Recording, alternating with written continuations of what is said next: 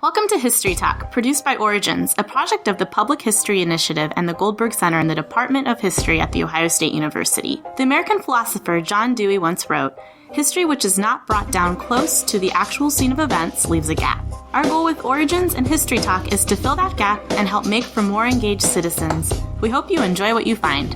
I'm Leticia Wiggins, one of your co-hosts, and welcome to this week's History Talk. Today we're discussing Syria, which has been engulfed in a civil war since 2011. The conflict has killed more than 100,000 people and created more than 2 million refugees. Origins has run 2 articles on Syria. Both can be found at origins.osu.edu. And this is Patrick Potyondy, your other co-host, and in this week's History Talk, we're joined by 2 guests, both specialists on the Middle East. First, we have Ayse Baltacioglu-Brammer, a history doctoral candidate who focuses on Sunni-Shia conflicts in the Middle East and author most recently of the Origins article, Alawites and the Fate of Syria, which can be found on the origins.osu.edu website. Thanks for joining us, Ayse. Hi, thanks for having me. We're lucky to have not one, but 2 Patricks on the show today. Our second guest is Patrick Scharfe. He's also a history doctoral candidate, and he focuses on the place of Islam in the early 19th century. Say hello, Patrick. Thank you very much. So jumping right into the questions today, we know every nation is made up of a number of ethnic groups and religious sects. So what are the key groups we need to know about to understand the political landscape of Syria? As you said, actually, Syria is composed of multi-ethnic, multi-religious, and multilingual groups. So in order to understand what is going on in Syria now, we have to know what these main groups are. And to summarize, the Kurds living in the northern parts and the Alawites can be understood as a semi-Shiite groups living in the western part of the country, in the mountainous parts of the country, and Sunnis who comprise the majority, who usually live in urban places, and Druzes, another sub-Islamic group, and Christians, who are also mainly urban population. Yeah, and I would say the key thing to keep in mind is that while the Sunnis are a majority, as she mentioned, it's only sort of a narrow majority. Something like 60% is Sunni and Arab. So there are ethnic groups and religious groups, ethno-religious groups. Mm-hmm. The Kurds are Sunni, but as, at being ethnically different, they have a sort of different political identity. So, but Sunni and Arab together, that ethno-religious group would constitute about 60% of the population. Okay. So tell us a little bit more about the Assad family, their relationship to the Alawites as part of the Alawite group, and Sunni Muslims in Syria and their roles in the current conflict and maybe historically in Syria. The current president of Syria, Bashar al-Assad, actually is a son of Hafez al-Assad, who came to power in Syria in 1970 as the first president. And he was coming from a relatively well-off family, Alawite family, who lived in that mountainous northwestern part of Syria.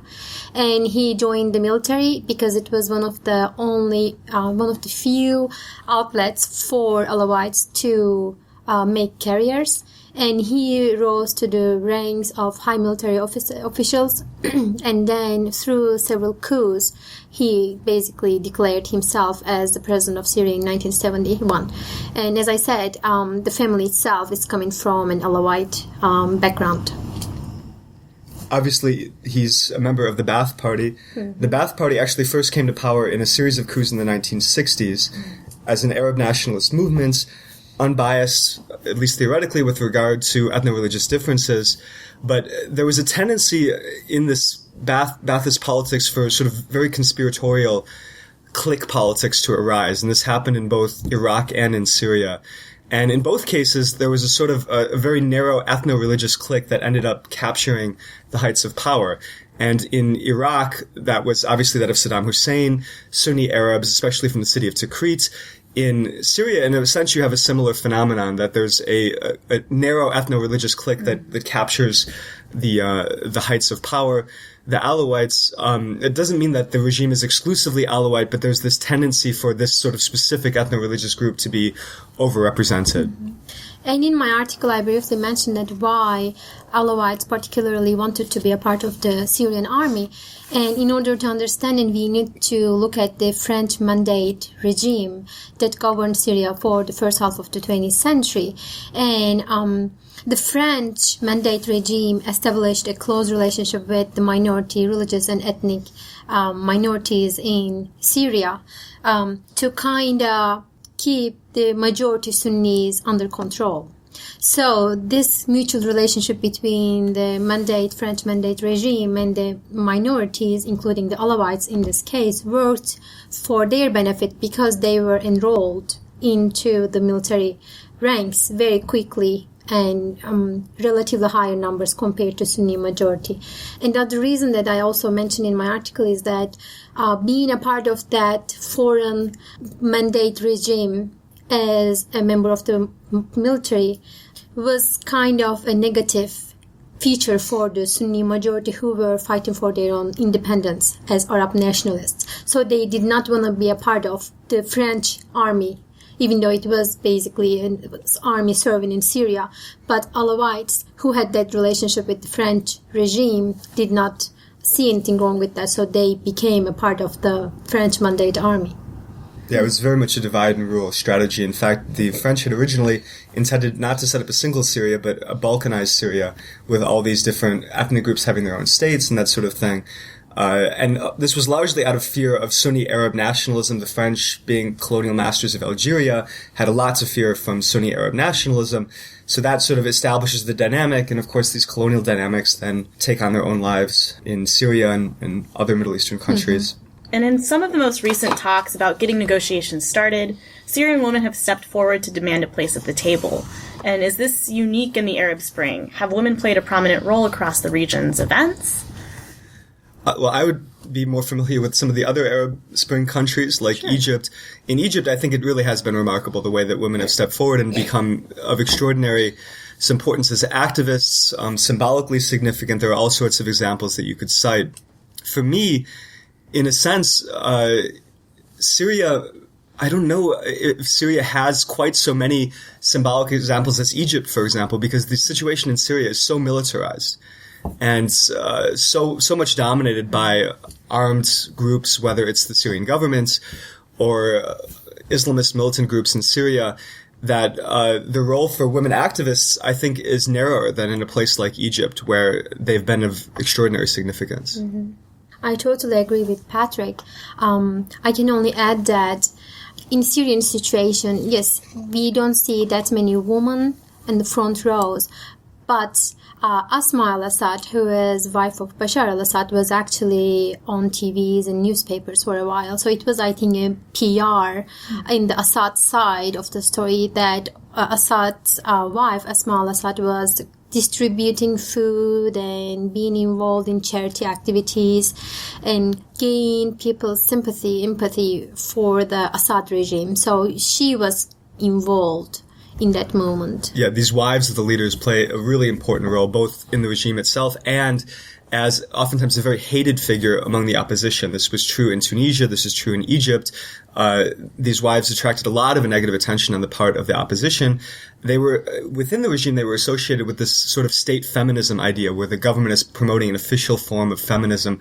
Ayse will be very familiar with this from Turkey, which state feminism also has a long history there. So there's this sort of sense of these wives of dictators as being patrons of women and protectors of the status of women.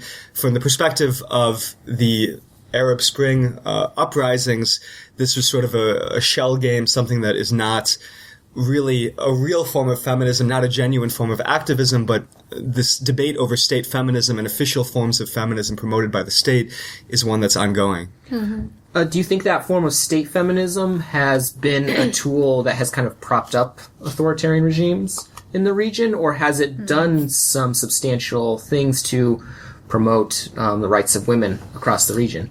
As long as you stay in the limits that were determined by the state, of course, the women gain a lot of rights and they were given access to education or some positions that they were in the past. But once they started to question those limits, determined by the state. Of course, there was a clash between feminists and the state in that manner. And when did this state feminism, as they term it, develop? And has it changed in definition too?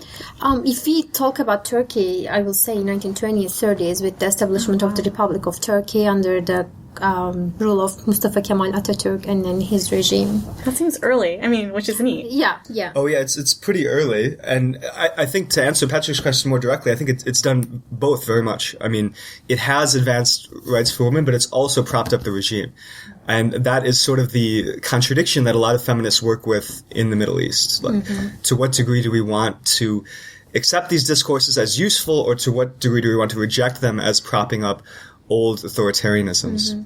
And in the Syrian example, when we were talking about Asma al-Assad, her religious background also played a role. At least the state, the regime wanted her background to play a role. She's coming from a Sunni family, so she was on those TV news and pictures and public broadcasting because Assad regime was also trying to show that the regime's own leader's wife is coming from a Sunni background, and the Assad regime is not as hateful as towards Sunnis as the Sunni opposition movement tries to depict in that sense.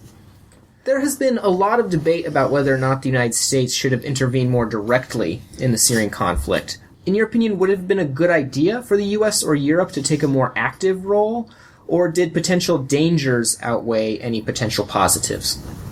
I think we need to start with the definition of direct involvement, like what we mean by that. If we mean soldiers on foot, we all know forces. that, yes, I think we all know that it did not work in previous examples. But personally, I believe that some measurements should be taken, considering what is going on in Syria right now and how many civilians are being killed by both sides, but mainly by the Assad regime.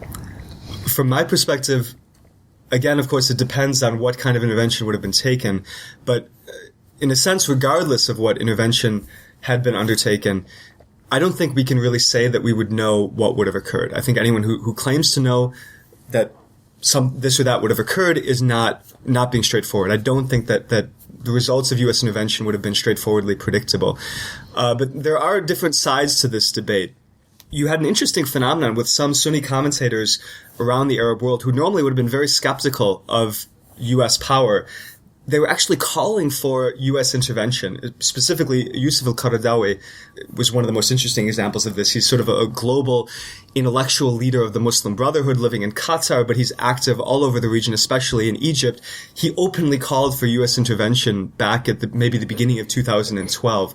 So you had this interesting paradox of different... And it certainly takes place in Turkey too. You see that pro-American interventionists among religiously conservative groups who were pretty much against every other U.S. invasions in Afghanistan or in Iraq or even in Libya, but now they are seeking for American intervention in the Syrian case. It really is a fascinating turnabout to see that sort of thing. It's sort of the enemy of my enemy is my friend sort of attitude. There would have been a couple different kinds of intervention that could have been undertaken. Obviously, ground forces were a possibility, but I think less likely than an airstrike. From the perspective of the Syrian opposition, an airstrike would have given them a lot of help, because what we have seen since the beginning of 2013 is a radicalization of the Syrian opposition movement. Yes. A move toward much more Al-Qaeda style military groups, and this has definitely been worrying, and some people have said that the lack of U.S. intervention has helped bring this about. I don't know if we can say that for certain, but it's been a perspective that's out there. Yes. I also argue something similar in my article, that this transformation that we see in Syrian conflict from some type of supra-ethnic, supra-religious and linguistic opposition movement against the regime into another sectarian conflict between Sunni and Shiites made it even more difficult to solve or even evaluate what's going on in Syria right now, because right now we also have to consider international factors, international players. The Assad regime, in his side, we see how Russia and how Iran and how Shiite Lebanon, Hezbollah are actually financially, politically and morally supporting the regime, since it became another sectarian war in the region. Something sort of implicit in what we've been saying, which is that unfortunately, the war in Syria seems to have devolved into a sectarian proxy war with a lot of these different countries involved, funding different groups, and makes it, of course, even harder to solve. Yes. You bring up these great points of how, the actuality and kind of what we see on a daily basis in the news. And what is one thing, I suppose, that either the news media or policymakers need to keep in mind as they continue to address Syria? I will say that we need to know how this conflict began and how it evolved into a sectarian war, because there is a big difference between seeing this another sectarian war that started as a sectarian war and evaluating the situation by its own dynamics. And that difference will be even more important in the future, since we are talking about international involvement by other international actors. Yeah, I agree that looking at the roots of the conflict and seeing it not as something that was inherently sectarian and had to be sectarian from the beginning, but rather something that became more and more sectarian over time, partly because of the intervention of other powers. Saudi Arabia, Qatar, Iran, these countries have considerably worsened the sectarian tensions. Well, thanks again to Patrick Scharfe and Ayse Baltacioglu-Brammer for joining us today. Both specialize on the Middle East and are doctoral students at Ohio State. So thanks again to both of you. Thank you for having us. Thanks, guys. This edition of the Origins Podcast History Talk was brought to you by the Public History Initiative and the Goldberg Center in the History Department at The Ohio State University. Our main editors are Steve Kahn and Nicholas Breifogel. Our executive producer is David Staley. Our website manager and technical advisor is Mitchell Shelton. Our audio editors and co-hosts are Patrick Potyondy and Leticia Wiggins. Find our podcasts and more at our website, origins.osu.edu. Thank you for listening. Thank you for listening. Thank you for listening.